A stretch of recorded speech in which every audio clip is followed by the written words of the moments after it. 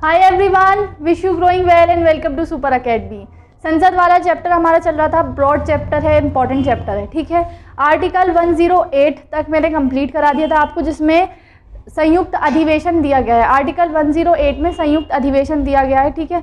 मैंने आपको विधायी प्रक्रिया बताई थी, संसद की विधायी प्रक्रिया जो दी गई है आर्टिकल 107 में।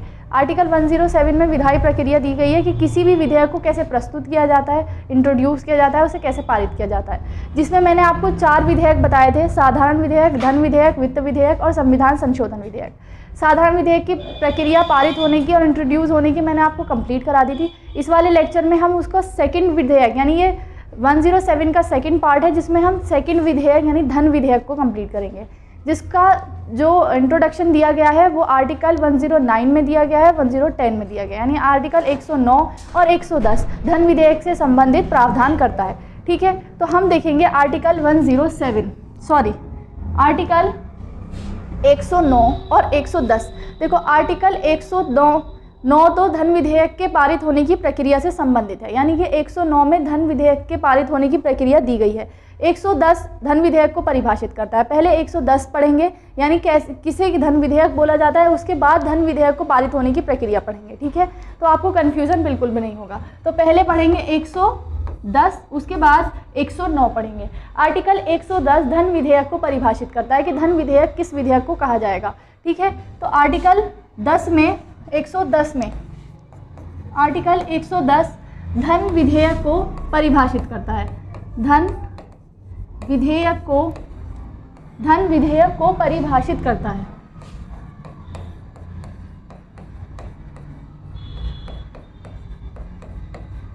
धन विधेयक को परिभाषित करता है कि धन विधेयक किसे कहते हैं, किसकी परिभाषा किस में दी गई है, 110 में। तो आप सब लिखेंगे अपने नोट्स में, नोट करेंगे कि धन विधेयक को किस में परिभाषित किया गया है। धन विधेयक को आर्टिकल 110 में 110 में परिभाषित किया गया है, ठीक है। अब धन विधेयक किस विधेयक को कहेंगे, ठीक है, जो निम्न मुद्दों से संबंधित है। देखो, धन विधेयक वह विधेयक है जिसमें करारोपण से संबंधित प्रावधान किए जाएंगे। करारोपण का मतलब है, ठीक है, कर लगाने से संबंधित, या तो कर इंक्रीज किया जाए, डिक्रीज किया जाए, उसमें कोई संशोधन किया जाए, कोई परिवर्तन किया जाए, उसको कंट्रोल किया जाए, वो सबसे संबंधित विधेयक क्या कहलाएगा, धन विधेयक, ठीक है। टैक्सेशन से संबंधित जो भी विधेयक होगा वो धन विधेयक हो, चाहे उसको टैक्स को इंक्रीज किया जाए, डिक्रीज किया जाए, उसमें संशोधन किया जाए, परिवर्तन किया जाए, विनियमन यानी रेगुलेट किया जाए, तो सब करारोपण से संबंधित जितने भी विधेयक हैं क्या कहलाएंगे, धन विधेयक कहलाएंगे, ठीक है। अब ये मैंने आपको बताया नॉर्मल लैंग्वेज में, ठीक है। करारोपण से संबंधित विधेयक धन विधेयक कहलाते हैं, लेकिन जो एग्ज़ाम है, एग्ज़ाम में जो बुक के टर्म हैं वही पूछे जाते हैं, इसीलिए उन टर्म्स को ज़रूर ध्यान से देख के जाना है, ठीक है। बुक में आपका जो एग्ज़ाम होता है उसमें सिंपल लैंग्वेज नहीं पूछी जाती है, उससे बुकिश लैंग्वेज पूछी जाती है, तो यहाँ पर आपको ध्यान देना है। कर का, ठीक है, अधिरोपण का मतलब होता है कर को लगाना, अधिरोपित करना, ठीक है, कर लगाना, ठीक है, अधिरोपण। उत्सादन का मतलब होता है, देखो बुक में इस तरह की लैंग्वेज दी गई है और आपसे एग्जाम में भी इस तरह की लैंग्वेज पूछी जाएगी, तो प्लीज़ इन टर्म्स को याद करना या इन टर्म्स को ध्यान से पढ़कर जाना, ठीक है। अगर आपसे एग्जाम में लिखा आ जाए कि धन विधेयक वह है जो कर के अधिरोपण से संबंधित है, उत्सादन से संबंधित, तो आपको पता होना चाहिए उत्सादन का मतलब क्या होता है, ठीक है। उत्सादन का मतलब होता है उसको रद्द कर देना, यानी अधिरोपण का मतलब होता है कर को लगाना, उत्सादन का मतलब होता है कर को रद्द कर देना, समाप्त कर देना, ठीक है। अधिरोपण, परिहार का मतलब होता है संशोधन करना, है ना, संशोधन करना, ठीक है। परिवर्तन इंक्रीज कर दो, डिक्रीज कर दो कर को, ठीक है। या इसके साथ विनियमन,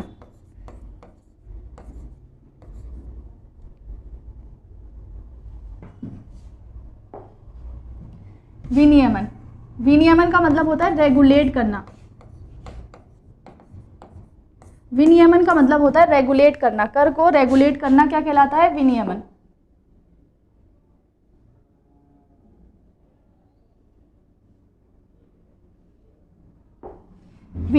ठीक है। 110 में समझ में आया। फिर इसके साथ एक तो कर से संबंधित प्रावधान, इसके बाद सरकार, कौन सी सरकार, केंद्र सरकार, देखो केंद्र सरकार चल रही थी ना हमारी, केंद्र सरकार, तो केंद्र सरकार द्वारा लिया गया ऋण, केंद्र सरकार द्वारा लिया गया ऋण, ठीक है, केंद्र सरकार का ऋण, जो केंद्र सरकार लोन लेती है, ऋण लेती है, वो भी धन विधेयक है, ठीक है। कर को लगाना, कर का अधिरोपण यानी करारोपण से संबंधित जो भी प्रावधान होंगे वो क्या कहलाएंगे, धन विधेयक। इसके साथ साथ केंद्र सरकार द्वारा लिया गया ऋण भी क्या कहलाता है, धन विधेयक। फिर इसके बाद संचित निधि, देखो 3 प्रकार की निधि होती हैं, ठीक है, जिसमें कि एक है संचित निधि, लोक लेखा निधि, आकस्मिक निधि। तो संचित निधि का विनियमन यानी संचित निधि को रेगुलेट करना, विनियमन, धन विधेयक, धन यानी संचित निधि के विनियमन से संबंधित विधेयक धन विधेयक होगा। संचित निधि में कोई धन जमा करा रहे हैं, संचित निधि जिसमें सरकार का धन रहता है, ठीक है, सरकार का धन रहेगा, राजस्व जिसमें इकट्ठा किया जाएगा वो क्या कहलाएगी, संचित निधि कहलाएगी। सरकार ने लोन लिया है या सरकार ने लोन दिया है, उसकी दोबारा अदायगी होगी, तो सारा पैसा किस में जाता है, संचित निधि में, इसी को बोलते हैं संचित निधि। तो संचित निधि का विनियमन यानी कि उसको रेगुलेट करना, क्या उसको रेगुलेशन से संबंधित विधेयक क्या कहलाएगा, धन विधेयक। संचित निधि में कुछ धन जमा कराने से संबंधित कोई विधेयक है कि कोई विधेयक कह रहा है कि जी हमें संचित निधि में धन जमा कराना है, तो कौन सा विधेयक होगा, धन विधेयक होगा। यानी संचित निधि में जमा कराने से संबंधित, पैसे जमा कराने से संबंधित विधेयक धन विधेयक होगा। संचित निधि से निकालने वाला विधेयक भी धन विधेयक कहलाता है, ठीक है, जमा करना और निकालने वाला विधेयक भी धन विधेयक कहलाता है। इज दैट क्लियर, ठीक है। संचित निधि और संचित निधि पर पारित कोई भी विधेयक, संचित निधि पर पारित कोई भी विधेयक यानी जो संचित निधि के संबंध में प्रावधान करता है कोई भी विधेयक धन विधेयक है। इसके अलावा केंद्र सरकार द्वारा ऋण लिया गया ऋण भी किस में आएगा, धन विधेयक में आएगा। और जो करारोपण को, टैक्सेशन को रेगुलेट करेगा वो विधेयक भी कौन सा विधेयक कहलाएगा, धन विधेयक। तो समझ में आया धन विधेयक किसे कहते हैं, आर्टिकल 110 में दी गई है धन विधेयक की परिभाषा। आई होप आपको धन विधेयक अच्छे से समझ में आया होगा। बुक की लैंग्वेज भी एक बार पढ़ के जानी है, क्योंकि बुक में थोड़ा सा एक्स्ट्रा इन्फॉर्मेशंस भी दी गई होती हैं, तो आपको उनको भी ध्यान में रखना होता है, क्योंकि कई बार डायरेक्ट क्वेश्चन ना पूछ के इनडायरेक्ट बुक इस लैंग्वेज में पूछ लेता है, तो आप कंफ्यूज नहीं होंगे, ठीक है। इसके बाद मुझे उम्मीद है कि आपको समझ आया होगा धन विधेयक की परिभाषा। ये था आर्टिकल 110 जिसमें धन विधेयक को परिभाषित किया गया है। अब आर्टिकल 109, आर्टिकल 109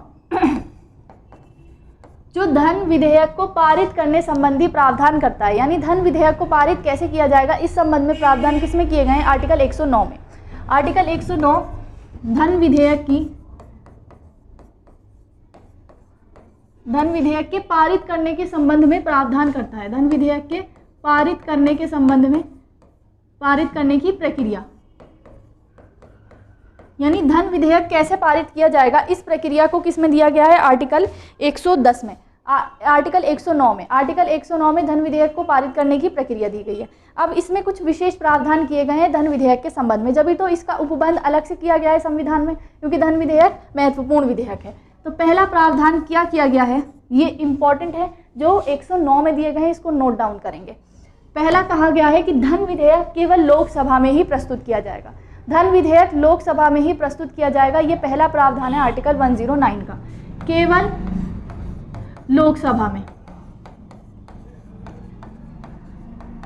धन विधेयक केवल लोकसभा में प्रस्तुत किया जाएगा, ठीक है। उसके बाद धन विधेयक को केवल मंत्री द्वारा प्रस्तुत किया जाएगा या पेश किया जाएगा। मैंने आपको बताया था 2 प्रकार के विधेयक होते हैं, एक तो होता है सरकारी विधेयक, एक होता है गैर सरकारी विधेयक। सरकारी विधेयक वो होता है जो सरकार से संबंधित कोई व्यक्ति यानी मंत्री पेश करते हैं, सरकारी सदस्य पेश करते हैं। मंत्री का मतलब जो मंत्री परिषद का सदस्य है। Is that clear.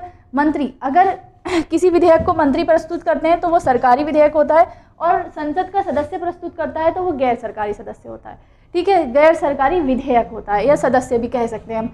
तो धन विधेयक के संबंध में 109 में प्रावधान किया गया है कि ये लोकसभा में प्रस्तुत किया जाएगा, और दूसरा इसको सिर्फ सरकारी सदस्य या मंत्री द्वारा पेश किया जाएगा, केवल मंत्री द्वारा पेश किया जाएगा, ठीक है, इसको मंत्री पेश कर सकते हैं। इसके बाद नेक्स्ट प्रावधान किया गया है कि राष्ट्रपति की पूर्व अनुमति से ही इसको प्रस्तुत किया जाएगा, यानी धन विधेयक को प्रस्तुत करने से पहले राष्ट्रपति से पूर्व अनुमति लेनी पड़ेगी। ठीक है, पूर्व अनुमति।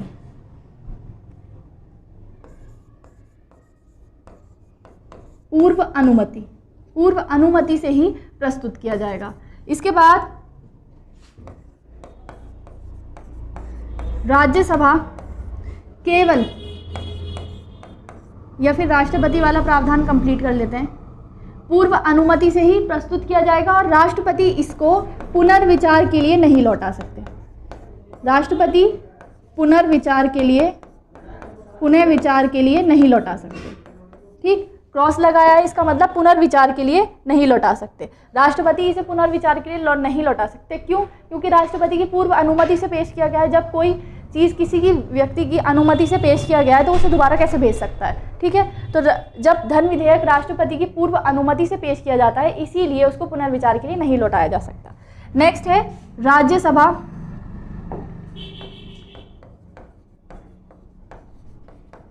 राज्यसभा धन विधेयक को केवल 14 दिन के लिए रोक सकती है। केवल 14 दिन के लिए, 14 दिन के लिए रोक सकती है। यानी कि जब धन विधेयक लोकसभा से पारित हो जाएगा, धन विधेयक लोकसभा से पारित हो गया, उसके बाद राज्यसभा में भेजा जाएगा पारित होने के लिए। तो राज्यसभा की शक्ति केवल उस पर इतनी है कि वो उसको 14 दिन तक रोक सकती है। ना तो उसको अस्वीकार कर सकती है, ध्यान से, आई रिपीटिंग माई वर्ड्स, ध्यान से सुनना है, ना तो उसको अस्वीकार कर सकती है, ना ही कोई संशोधन दे सकती है, संशोधन कर सकती है। वो सुझाव दे सकती है। ठीक है, राज्यसभा सुझाव दे सकती है, लेकिन मानना ना मानना लोकसभा के ऊपर डिपेंड करता है। अगर लोकसभा उसको मानती है तो वेल एंड गुड, वो पास हो जाएगा, लेकिन नहीं मानती है तो कोई बाध्यता नहीं है कि उसको मानना पड़ेगा। जैसे साधारण विधेयक के संबंध में हमने पढ़ा था कि साधारण विधेयक के संबंध में दोनों में मतभेद है तो संयुक्त बैठक बुलाई जा सकती है आर्टिकल 108 के तहत। लेकिन अगर धन विधेयक के संबंध में दोनों में मतभेद है तो संयुक्त अधिवेशन नहीं बुलाया जा सकता। ठीक है, क्योंकि ये महत्वपूर्ण विधेयक है और मैंने आपको बताया था संयुक्त अधिवेशन में लोकसभा की पावर ज़्यादा होती है। लेकिन यहाँ पर आते हैं वापस से, राज्यसभा केवल 14 दिन तक रोक सकती है। 14 दिन में उसको ना तो अस्वीकार कर सकती है, ना संशोधन कर सकती है, सुझाव दे सकती है, लेकिन सुझाव मानना ना मानना लोकसभा के ऊपर डिपेंड करता है। अगर 14 दिन से 15 दिन हो जाता है तो वो स्वतः पारित माना जाता है। ठीक है, अगर 15 दिन हो गए विधेयक को, राज्यसभा ने वापस उसे पारित करके नहीं भेजा तो वो स्वतः पारित माना जाता है 15वें दिन। इतना समझ में आया? ये कहा गया है आर्टिकल 109। तो आपको क्लियर होंगे आर्टिकल 1010 और आर्टिकल 109। ठीक है, इसके बाद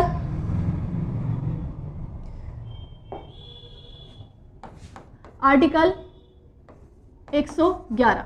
आर्टिकल 111 विधेयकों पर राष्ट्रपति की स्वीकृति। राष्ट्रपति वाले लेसन में मैंने आपको पढ़ाया था राष्ट्रपति की स्वीकृति, यानी किसी विधेयक के संबंध में राष्ट्रपति क्या क्या अपनी स्वीकृति दे सकते हैं। साधारण विधेयक के संबंध में मैं आपको बता चुकी हूँ। ठीक है, राष्ट्रपति के पास क्या क्या ऑप्शन होते हैं। यहाँ चल रहा है हमारा धन विधेयक, वैसे तो इसमें तीनों के संबंध में दी गई है, लेकिन साधारण विधेयक के संबंध में मैं आपको बता चुकी हूँ। यहाँ पर धन विधेयक के संबंध में राष्ट्रपति विधेयक को ना तो अस्वीकार कर सकते हैं ना पुनर्विचार के लिए भेज सकते हैं। ठीक है, ना तो अस्वीकार कर सकते हैं ना ही पुनर्विचार के लिए भेज सकते हैं धन विधेयक को। ठीक है, और वो क्या कर सकते हैं, या तो स्वीकार करेंगे या उस पर पॉकेट वीटो का यूज़ करेंगे। पॉकेट वीटो का मतलब होता है अनंत काल तक अपने पास सुरक्षित रख लेना। ठीक है, तो धन विधेयक के संबंध में ना तो अस्वीकार करेंगे क्योंकि उनकी पूर्व अनुमति से पेश किया गया था, और ना ही पुनर्विचार के लिए भेजा जा सकता है क्योंकि उनकी पूर्व अनुमति से पेश किया गया था। वो या तो स्वीकृति देंगे या उस पर पॉकेट वीटो का प्रयोग करेंगे। तो विधेयकों पर राष्ट्रपति की अनुमति या स्वीकृति आर्टिकल 111 में दी गई है, जिसमें उनके पास हर विधेयक, किसी विधेयक के लिए 4 ऑप्शन होते हैं। स्वीकार करेंगे, ठीक है, अस्वीकार करेंगे, अस्वीकार जिसको बोलते हैं एब्सोल्यूट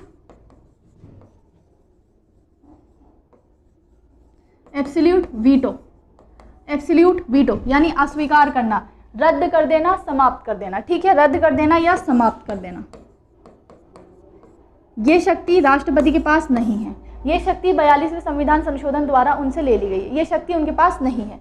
इसके बाद आता है पुनः विचार के लिए लौटाना, पुनः विचार के लिए लौटाना। पुनः विचार के लिए इसको बोलते हैं निलंबनकारी वीटो, निलंबनकारी वीटो या सस्पेंसिव वीटो, सस्पेंसिव वीटो, निलंबनकारी वीटो या सस्पेंशन वीटो।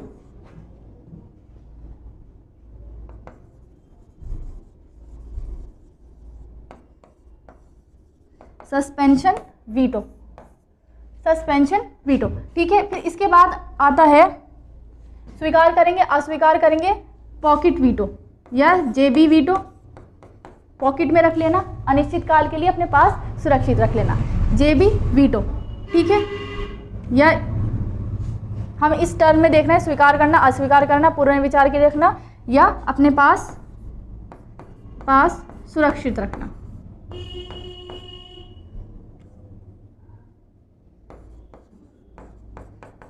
सुरक्षित रखना, इसको बोलते हैं पॉकेट वीटो।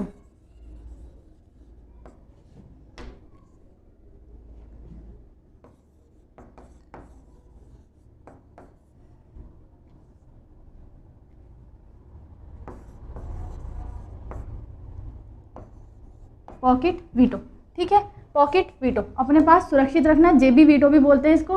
धन विधेयक के संबंध में उनके पास क्या क्या ऑप्शन होते हैं, या तो स्वीकार करेंगे, ठीक है, ये अपने पास सुरक्षित रखेंगे, ना तो अस्वीकार कर सकते हैं, ना पुनर्विचार के लिए भेज सकते हैं। ये चारों ऑप्शंस उनके पास किस संबंध में होते हैं, किस संबंध में होते हैं, साधारण विधेयक के संबंध में होते हैं, ठीक है।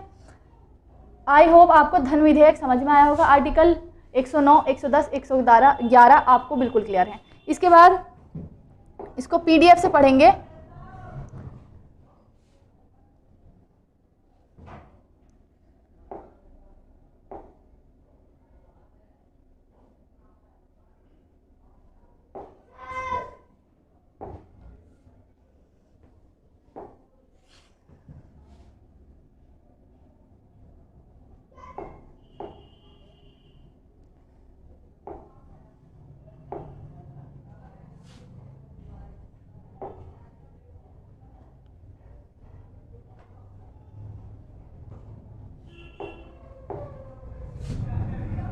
आर्टिकल 107, 108 जिसमें हमने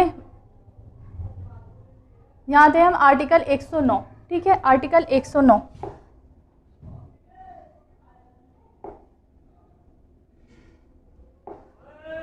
धन विधेयक पारित होने की प्रक्रिया का वर्णन किया गया है। 109 में प्रक्रिया का वर्णन किया गया है। देखो ध्यान रखना है, पहले धन विधेयक की प्रक्रिया दी गई है, उसके बाद धन विधेयक को परिभाषित किया गया है, ठीक है। धन विधेयक के पारित होने की प्रक्रिया किसमें दी गई है, अनुच्छेद 109 में धन विधेयक के पारित होने की प्रक्रिया दी गई है। राज्यसभा में पेश नहीं किया जा सकता है, धन विधेयक राज्यसभा में पेश नहीं किया जा सकता है, ठीक है। इसका केवल लोकसभा में पेश किया जा सकता है, लोकसभा में पेश किया जाएगा। किसमें कहा गया, आर्टिकल 109 में। जो मैंने आपको चार्ट बनवाया है, फ्लो चार्ट बनवाया है, उसको नोट कर लेना। इसमें भी इतना नहीं लिखा गया, मैंने आपको डीप से बताया, ठीक है। फिर धन विधेयक को पेश करने से पूर्व राष्ट्रपति की सहमति की आवश्यक है। क्या क्या प्रावधान किया गया है 109 में, ये मैं आपको लिखवा दिया है। फिर इसके बाद अनुच्छेद 110 में धन विधेयक को परिभाषित करता है। 110 धन विधेयक को परिभाषित करता है, संचित निधि पर पारित होने वाला विधेयक किसी भी कर के अधिरोपण यानी लगाना, परिहार यानी परिवर्तन करना, परिहार का मतलब होता है संशोधन करना, परिवर्तन करना, विनियमन करना, ठीक है, विधेयक धन विधेयक होता है। सरकार का ऋण यानी सरकार द्वारा लिया गया ऋण भी धन विधेयक में आता है, ठीक है। फिर इसके बाद विधेयकों पर राष्ट्रपति की स्वीकृति, मैंने बताया आर्टिकल 111 में दी गई है, विधेयकों पर राष्ट्रपति की अनुमति स्वीकृति, ठीक। इसके साथ आपका ये वाला धन विधेयक वाला चैप्टर कंप्लीट हो गया है। इसके बाद मैं आपको धन विधेयक और साधारण विधेयक में अंतर बता देती हूँ, क्योंकि कई बार एग्जाम में दोनों को कंपेयर करके पूछा जाता है, ठीक है। एग्जाम में आपको लिखना भी कंपैरेटिव होता है और आपसे पूछा भी कंपैरेटिव जाता है, इसीलिए आपको ज़रूरत है कि कुछ भी पढ़ें, ठीक है। कोई भी विधेयक पढ़ रहे हैं आप तो उसको कंपैरिजन करके, अगर संविधान में कंपैरेटिवली दिया गया है तो आपको कंपैरिजन करके ज़रूर पढ़ना है, ठीक है। आपको मैंने पिछली बार भी बताया था कि अमेरिका के संविधान में क्या दिया गया है, या कौन सी चीज़ हमने जहाँ से ली है, तो उसको भी कंपैरिजन करके एग्जाम में पूछा जा सकता है। इसीलिए आपको कंपैरेटिवली पढ़ना है। यहाँ पर मैंने धन विधेयक, साधारण विधेयक आपको कंप्लीट करा दिया है, ठीक है। पूरा एक चैप्टर बनाया है, साधारण लेसन बनाया है, पूरा लेक्चर साधारण विधेयक के ऊपर और अब धन विधेयक के ऊपर। अब इन दोनों को कंपैरेटिवली पढ़ेंगे। फिर इसके बाद मैं आपको वित्त विधेयक पढ़ाऊंगी, तो वित्त विधेयक और धन विधेयक का भी कंपैरिजन करके पढ़ेंगे, ताकि आपकी एक एक चीज़ क्रिस्टल क्लियर हो जाए, ठीक है।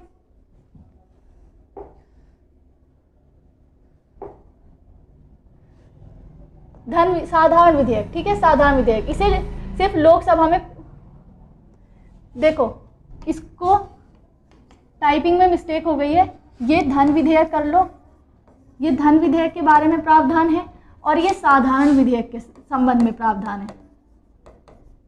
कभी कभी टाइपिंग मिस्टेक हो जाती है, ठीक है।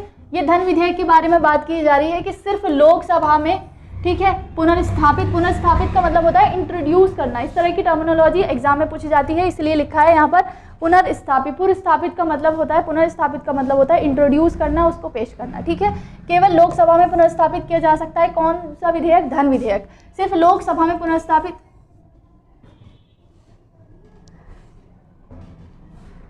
उन्होंने सेम कर दिया है, टाइपिंग मिस्टेक काफ़ी ज़्यादा हो गई है, लेकिन मैं आपको कंपैरेटिवली पढ़ा दूंगी, ठीक है। यहाँ पर हमने मान लिया धन विधेयक है, साधारण विधेयक है। केवल लोकसभा में प्रस्तुत किया जाएगा धन विधेयक। साधारण विधेयक किसी भी सदन में प्रस्तुत किया जाएगा, ठीक है, किसी भी सदन में, राज्यसभा में भी और लोकसभा में भी, किसी भी सदन में प्रस्तुत किया जा सकता है। ये सिर्फ केवल लोकसभा में प्रस्तुत किया जाएगा। सिर्फ मंत्री द्वारा पुनर्स्थापित किया जा सकता है, इसे मंत्री द्वारा या गैर मंत्री द्वारा, किसी भी सदस्य द्वारा प्रस्तुत किया जा सकता है। यानी मंत्री भी प्रस्तुत कर सकता है, संसद का सदस्य भी प्रस्तुत कर सकता है। किसको? धन विधेयक को, सॉरी साधारण विधेयक को। धन विधेयक को तो केवल मंत्री प्रस्तुत करेगा। इसे राष्ट्रपति की पूर्व अनुमति से ही पुनर्स्थापित किया जा सकता है, यानी राष्ट्रपति की अनुमति से ही पुनर्स्थापित किया जाएगा। पहले धन विधेयक को प्रस्तुत करने से पहले राष्ट्रपति की स्वीकृति लेना अनिवार्य है, लेकिन इसमें ऐसा कोई प्रावधान नहीं है। इसके लिए राष्ट्रपति की अनुमति की आवश्यकता, पुनः यहाँ पूर्व अनुमति की आवश्यकता नहीं है। जब विधेयक पारित हो जाएगा उसके बाद तो राष्ट्रपति की अनुमति अनिवार्य है, लेकिन पुनः पूर्व अनुमति की आवश्यकता नहीं है। इसमें राज्यसभा द्वारा संशोधन या अस्वीकृत नहीं किया जा सकता। इसे राज्यसभा द्वारा संशोधित या अस्वीकृत धन विधेयक को नहीं किया जा सकता है। इसमें राज्यसभा कोई भी संशोधन, इसमें साधारण विधेयक में राज्यसभा संशोधन प्रस्तावित कर सकती है, ठीक है, अस्वीकार भी कर सकती है, संशोधन भी प्रस्तावित कर सकती है। लेकिन धन विधेयक में ना तो संशोधन किया जा सकता है, ना अस्वीकार किया जा सकता है। इसे राज्यसभा द्वारा, धन विधेयक को राज्यसभा द्वारा 14 दिन तक रोका जा सकता है। साधारण विधेयक के संबंध में राज्यसभा की शक्ति 6 माह तक है। अधिकतम 6 माह तक राज्यसभा साधारण विधेयक को रोक सकती है, लेकिन धन विधेयक के संबंध में कितनी है? धन विधेयक को केवल 14 दिन तक रोक सकती है। 15वें दिन वो स्वतः पारित माना जाता है, ठीक है। इसके बाद है राज्यसभा। इसके संबंध में राज्यसभा में भेजने के लिए अध्यक्ष प्रमाण पत्र की ज़रूरत नहीं होती। जब भी धन विधेयक राज्यसभा में जाता है, यानी लोकसभा में पारित होने के बाद धन विधेयक राज्यसभा में जाता है, तो उससे पहले लोकसभा के अध्यक्ष इसको प्रमाणित करके भेजते हैं कि ये धन विधेयक है या नहीं, ठीक है। धन विधेयक के संबंध में उनका प्रमाण पत्र आवश्यक होता है, लेकिन साधारण विधेयक के संबंध में ऐसा कोई प्रावधान नहीं है। तो ये भी अंतर है कि धन विधेयक को राज्यसभा में भेजने से पहले उसे लोकसभा के अध्यक्ष द्वारा प्रमाणित किया जाता है कि ये धन विधेयक है, लेकिन साधारण विधेयक के संबंध में ऐसा कोई प्रावधान नहीं है। तो ये भी एक अंतर है, आपको ध्यान रखना है। फिर इसके बाद नेक्स्ट है,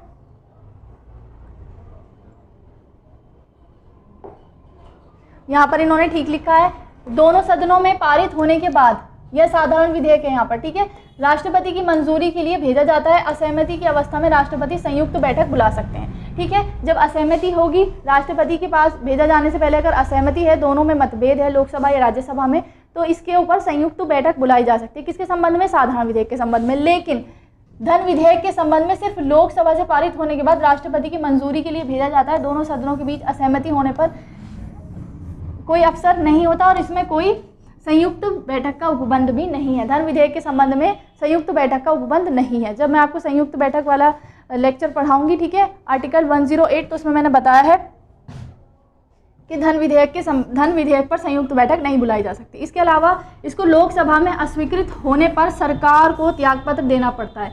देखो ये इंपॉर्टेंट है, अगर धन विधेयक एक महत्वपूर्ण विधेयक है, ठीक है, अगर ये लोकसभा में पारित नहीं होता है, लोकसभा में पारित नहीं होता है तो क्या होता है, इसको जो मंत्रिपरिषद है उसको त्यागपत्र देना होता है, त्यागपत्र देना होता है, क्योंकि बहुमत से पारित किया जाता है क्या, धन विधेयक, ठीक है, धन विधेयक बहुमत से पारित किया जाता है।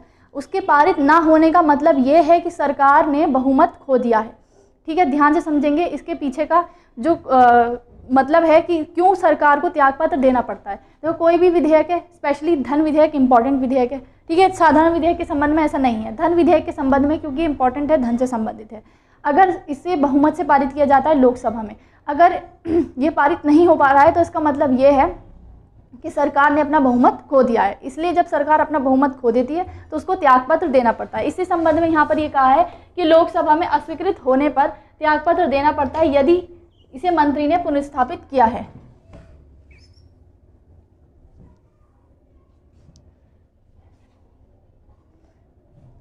ये समझ रहे हैं हम, लोकसभा में अस्वीकृत होने पर सरकार को त्यागपत्र देना पड़ता है, ठीक है, सरकार को त्यागपत्र देना पड़ता है धन विधेयक के संबंध में। लेकिन इसमें अगर लोकसभा में अस्वीकृत हो गया है और मंत्री ने इसे पेश किया है, किसी मंत्री ने, मैंने आपको बताया साधारण विधेयक कोई भी मंत्री या सांसद सदस्य पेश कर सकता है। अगर साधारण विधेयक मंत्री ने पेश किया है तो सरकार को हो सकता है कि त्यागपत्र देना पड़ जाए, लेकिन इसमें बाध्यता नहीं है, लेकिन इसमें बाध्यता है, ठीक है, इसमें त्यागपत्र देना ही पड़ेगा अगर धन विधेयक अस्वीकृत हो जाता है लोकसभा से। तो ध्यान रखना है, धन विधेयक की अस्वीकृति अगर लोकसभा से हो जाएगी तो मंत्रिपरिषद को त्यागपत्र देना होगा। साधारण विधेयक के संबंध में ऐसा प्रावधान नहीं है। इसे अस्वीकृत या पारित राष्ट्रपति द्वारा पुनर्विचार के लिए भेजा जा सकता है। साधारण विधेयक को राष्ट्रपति द्वारा पुनर्विचार के लिए भेजा जा सकता है, लेकिन क्या धन विधेयक को राष्ट्रपति ना तो अस्वीकार कर सकते हैं, ठीक है, ना तो पुनर्विचार के लिए भेज सकते हैं, या तो पॉकेट वीटो का प्रयोग करेंगे। साधारणतः उनकी पुनः अनुमति से पेश किया जाता है, इसलिए वो अपनी स्वीकृति देते ही हैं। तो राष्ट्रपति के पास जो ऑप्शन है उनके संबंध में भी इनमें अंतर पाया जाता है।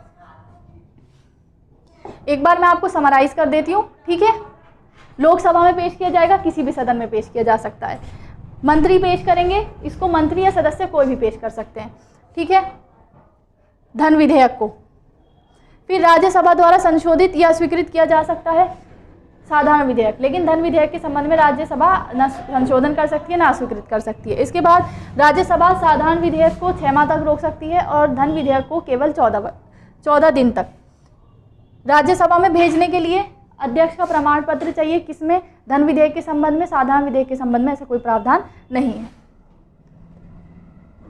इसके बाद दोनों सदनों से संयुक्त बैठक बुलाई जा सकती है। साधारण विधेयक के संबंध में, धन विधेयक के संबंध में ऐसा कोई प्रावधान नहीं है। त्यागपत्र देना पड़ेगा मंत्रिपरिषद को अगर धन विधेयक लोकसभा में पारित नहीं होता है, और साधारण विधेयक के संबंध में भी ऐसा कोई प्रावधान नहीं है। इस पर राष्ट्रपति साधारण विधेयक में अस्वीकार नहीं कर सकते, ना ही पुनर्विचार के लिए भेज सकते हैं, स्वीकार करेंगे या पॉकेट वीटो का प्रयोग करेंगे। साधारण विधेयक के संबंध में उनके पास 4 ऑप्शंस रहते हैं, ठीक। इसके साथ आपका धन विधेयक कंप्लीट हो गया। आर्टिकल 111 तक हमने कंप्लीट किया। अब नेक्स्ट हमारा लेक्चर चलेगा जिसमें मैं आपको संविधान संशोधन विधेयक भी बता दूंगी, क्योंकि इसमें आर्टिकल सीरीज़ में नहीं है, क्योंकि संविधान संशोधन विधेयक में वो अलग से उसकी प्रक्रिया है, लेकिन हम सीरियल वाइज पढ़ रहे हैं, ठीक है। साधारण विधेयक मैंने आपको बताया, फिर धन विधेयक बताया, तो संविधान संशोधन विधेयक भी अभी कंप्लीट कर लेंगे ताकि आपकी सीरीज़ जो है वो कंटिन्यू हो जाए। फिर उसके बाद बजट पढ़ेंगे जो दिया गया है आर्टिकल 102 में, यानी 112 में। उसको अपने नेक्स्ट लेक्चर में कंप्लीट करेंगे। नोट ज़रूर बनाने हैं। Thank you so much.